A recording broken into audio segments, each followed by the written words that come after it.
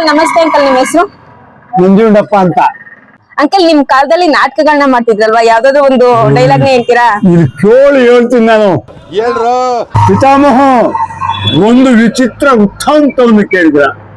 ಈ ರಾಜ್ಯಕೋಶವೆಲ್ಲ ಕಳೆದುಕೊಂಡು ಭಿಕ್ಷಾಟನೆ ಮಾಡುತ್ತಿರುವ ಆ ಪಾಂಡವರು ನಾಚಿಕೆ ಇಲ್ಲದೆ ಅರ್ಧ ರಾಜ್ಯವನ್ನು ಕೇಳಮ್ಮ, ಅರ್ಧ ರಾಜ್ಯವನ್ನು ಕೇಳಿ.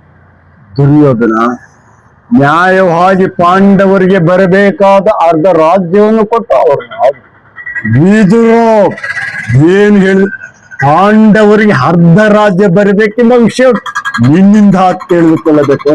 ಸಾಕು, ಬಾಯಿ ಮುಚ್ಚು. ದುರ್ಯೋಧನ, ರೋಗಿಗೆ ಕೊಟ್ಟೆ ವೃಕ್ಷಿಸುವಂತೆ ಅಪತ್ಯ ವೃಕ್ಷಿಸುವುದಿಲ್ಲ. ನಿನಗೆ ಮರಣವು ಸನ್ನಿಹಿತವಾಗಿರುವುದರಿಂದಲೇ ನಿನ್ನ ಬುದ್ಧಿ ಈ ರೀತಿ ವಿಕಲ್ಪವಾಗಿರುವುದು. ದುಶ್ಯಾಸನು ವೀರೆಯವನೆಂದು ನಾನು ಸುಮ್ಮನಿದ್ದೆ.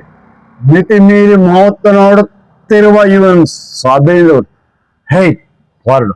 ಛೇ, ಏನು ದುರ್ಯೋಧನ, ನನ್ನನ್ನು ಸಭೆಯಿಂದ ತಲ್ಲಿಸುವಷ್ಟು ಸಾಮರ್ಥ್ಯ ಉಂಟಾಯಿತೆ. ಅವಿವೇಕಿ, ನೀನು ಅಯೋಗ್ಯನಾದ್ರು ನಮ್ಮ ಜಗದೊಡೆಯನಾದ ಶ್ರೀಕೃಷ್ಣ ಪರಮಾತ್ಮನನ್ನು ಜರ್ದಾಡಿದೆಯಲ್ಲ, ನಿನ್ನ ಬಾಯಲ್ಲಿ ಹೂ ಬೀಳಿದುವುದೇ. ಎಂದಾದರೂ ನಿನ್ನ ದುರ್ಬುದ್ಧಿಯನ್ನು ಸರಿಪಡಿಸಿಕೊಳ್ಳುವುದು ತಿಳಿದು ಕೇಳು. ಹಿಂದೆ ನೀನು ದ್ರೌಪದಿಯ ವಸ್ತ್ರಪಾನ ಮಾಡಿದ ಕಾಲದಲ್ಲಿ ಭೀಮಸೇನನು ಮಾಡಿದ ಪ್ರತಿಜ್ಞೆಯಂತೆ ಅದನ್ನು ತಡೆಯಬೇಕೆಂದು ಈ ಬಿಲ್ಲನ್ನು ಇಟ್ಟುಕೊಂಡಿದ್ದೇನೆ. ಈಗ ಈ ಬಿಲ್ಲನ್ನು ಈಗಲೇ ಮುರಿದು ಹಾಕು. ಅಂಕಲ್ ತಗೊಳ್ಳಿ, ಜೀನಿ ಅವರ ರಾಗಿ ಬಿಸ್ಕೆಟ್. ರೈಟ್. ಚೆನ್ನಾಗಿದ್ಯಾ? ಚೆನ್ನಾಗಿದ್ಯಾ?